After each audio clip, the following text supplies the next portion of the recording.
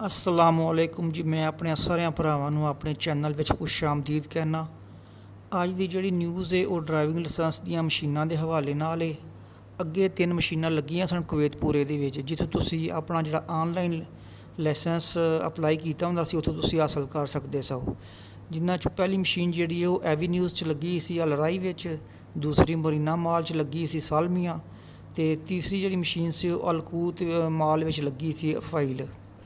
इस तो इलावा हुण 2 मशीनां होर उन्हां लाइयां ने, जिन्हां चों एक मशीन सूक शर्क दे विच सालमिया ते दूसरी जिहड़ी अलखैमा माल जारा दे विच दूसरी मशीन उन्होंने उत्थे लाई है नवीं। ते इत्थों जाके भी तुसीं अपने लाइसेंस हुण कलैक्ट कर सकदे हो। ते लाइसेंस हासिल करन दा जिहड़ा तरीकाकार ऑनलाइन जिहड़ा भी ओह तकरीबन पता ही है बंदियां नूं।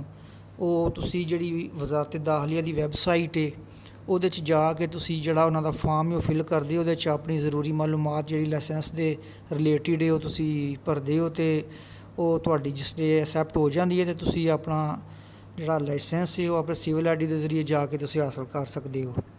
ਅਤੇ ਵਜ਼ਾਰਤ ਦਾਖਲੀਆ ਨੇ ਇੱਕ ਹੋਰ ਗੱਲ ਆਖੀ ਹੈ ਕਿ ਜਿਹੜਾ ਅਲ ਨਸਰ ਸਪੋਰਟਸ ਕਲੱਬ ਹੈ, ਅੱਗੇ ਲੋਕ ਇੱਥੋਂ ਡਰਾਈਵਿੰਗ ਲਾਇਸੈਂਸ ਜਿਹੜਾ ਹਾਸਲ ਕਰਦੇ ਸਨ ਟਰਾਈ ਦੇ ਕੇ, ਉਹ ਅੱਜ ਤੋਂ ਉਹਨਾਂ ਨੇ ਐਲਾਨ ਕੀਤਾ ਕਿ ਉਹ ਮੁਅੱਤਲ ਕਰ ਦਿੱਤਾ ਅੱਜ ਤੋਂ, ਯਾਨੀ ਉਹਦੀ ਜਿਹੜੀ ਖਿਦਮਤ ਸੀ।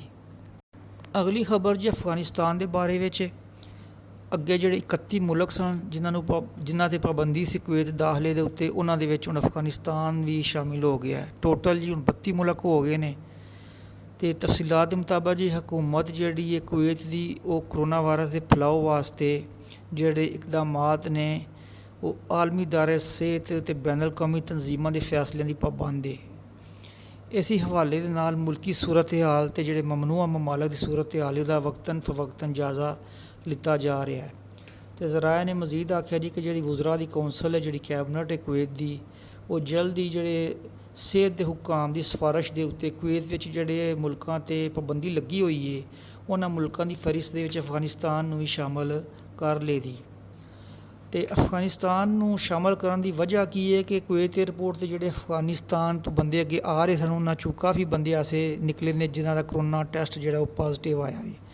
ਅਤੇ ਨਾਲ ਹੀ ਹਕੂਮਤ ਨੇ ਇਹ ਵੀ ਆਖਿਆ ਵੇ ਕਿ ਜਿਹੜਾ 14 ਦਿਨ ਦਾ ਕਰੰਟੀਨ ਦਾ ਜਿਹੜਾ ਮੁੱਦਤ ਸੀ ਉਹ ਜਾਰੀ ਰਹੇਗੀ, ਉਹਦੇ 'ਚ ਕਮੀ ਜ਼ਿਆਦੀ ਜਿਹੜੀ ਹੈ ਨਹੀਂ ਹੋਏਗੀ। ਅੱਗੇ ਜੀ ਜਿਹੜੀ ਛੋਟੀ ਖਬਰ ਹੈ ਉਹ ਜਿਹੜਾ digital civil I D card ਹੈ ਉਹਦੇ ਬਾਰੇ ਵਿੱਚ ਹੈ। ਅਤੇ ਤਫਸੀਲਾਤ ਦੇ ਮੁਤਾਬਕ ਜੀ ਜਿਹੜਾ public authority for civil information ਨੇ ਉਹਨੇ ਇਸ ਗੱਲ ਦੀ ਤਸਦੀਕ ਕੀਤੀ ਹੈ ਕਿ ਜਿਹੜਾ PACI ਪੈਸੀ ਯਾਨੀ digital civil I D card ਹੈ ਉਹਦੀ ਜਿਹੜੀ ਸਰਵਿਸ ਸੀ ਉਹ ਬਿਲਕੁਲ ਬਹਾਲ ਕਰ ਦਿੱਤੀ ਗਈ ਹੈ ਅਤੇ ਉਹ ਬਿਲਕੁਲ ਆਪਣਾ ਕੰਮ ਕਰ ਰਿਹਾ ਹੈ। ਥੋੜ੍ਹੇ ਅਰਸੇ ਵਾਸਤੇ ਉਹਨਾਂ ਨੇ ਕਿਹਾ ਕਿ ਇਹਦੀ ਸਰਵਿਸ ਅਸਾਂ ਬੰਦ ਕੀਤੀ ਸੀ ਟੈਂਪਰੇਰੀ। ਉਹਦੀ ਵਜ੍ਹਾ ਕੀ ਸੀ ਕਿ ਇਹਦੀ ਮੇਨਟੇਨੈਂਸ ਦੇ ਉੱਤੇ ਬਹੁਤ ਜ਼ਿਆਦਾ ਟਾਈਮ ਜਿਹੜਾ ਕੰਜ਼ਿਊਮ ਹੋ ਰਿਹਾ ਸੀ। ਇੱਕ ਤਾਂ ਇਹਦੀ ਸਿਕਿਉਰਿਟੀ ਵਾਸਤੇ ਬੜਾ ਰਿਸਕ ਸੀ ਅਤੇ ਬਹੁਤ ਜ਼ਿਆਦਾ ਲੋਕ ਜਿਹੜੇ ਨੇ ਰਜਿਸਟ੍ਰੇਸ਼ਨ ਕਰਾ ਰਹੇ ਸਨ। ਟੈਂਪਰੇਰੀ ਤੌਰ 'ਤੇ ਇਹਨੂੰ ਬੰਦ ਕੀਤਾ ਗਿਆ ਸੀ। ਹੁਣ ਇਹ ਸਰਵਿਸ ਬਹਾਲ ਕਰ ਦਿੱਤੀ ਗਈ ਹੈ।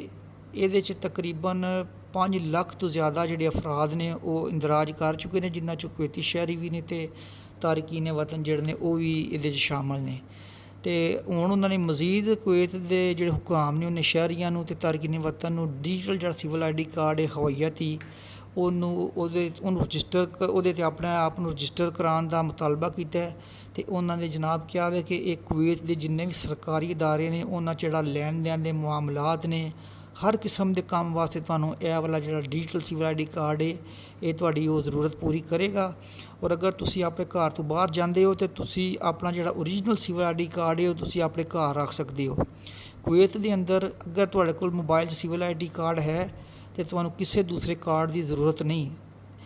ਜਦੋਂ ਤੁਸੀਂ ਆਪਣੇ ਮੁਲਕ ਆਉਂਦੇ ਜਾਂਦੇ ਹੋ ਤਾਂ ਸਿਵਲ ਆਈ ਡੀ ਕਾਰਡ ਤੁਸੀਂ ਕੋਲ ਰੱਖੋ, ਅਦਰਵਾਈਜ਼ ਕੋਈ ਪ੍ਰੋਬਲਮ ਨਹੀਂ ਅਗਰ ਤੁਸੀਂ ਇਹ ਵਾਲਾ ਮੋਬਾਈਲ ਵਾਲਾ ਸਿਵਲ ਆਈ ਡੀ ਵੀ ਆਪਣੇ ਕੋਲ ਰੱਖਦੇ ਹੋ। ਅਤੇ ਅਗਰ ਤੁਸੀਂ ਚਾਹੁੰਦੇ ਹੋ ਕਿ ਤੁਹਾਨੂੰ ਕੁਵੈਤ ਦੀਆਂ ਖਬਰਾਂ ਦੀ ਅਪਡੇਟ ਇੱਕੋ ਹੀ ਚੈਨਲ ਤੋਂ ਮਿਲਦੀ ਰਹੇ ਤਾਂ ਮੇਰੇ ਚੈਨਲ SisLii ਨਿਊਜ਼ ਨੂੰ ਸਬਸਕ੍ਰਾਈਬ ਅਤੇ ਲਾਈਕ ਕਰ ਲਓ। ਸਬਸਕ੍ਰਾਈਬ ਅਤੇ ਲਾਈਕ ਕਰਨਾ ਬਿਲਕੁਲ ਫ੍ਰੀ ਹੈ। ਮੈਂ ਅਗਲੀ ਆਪਣੀ ਖਬਰ ਦੀ ਅਪਲੋਡ ਤੱਕ ਮੈਂ ਤੁਹਾਡੇ ਕੋਲ ਇਜਾਜ਼ਤ ਚਾਹੁੰਦਾ। ਅੱਲਾ ਹਾਫਿਜ਼ ਤੇ ਰੱਬ ਰਾਖਾ।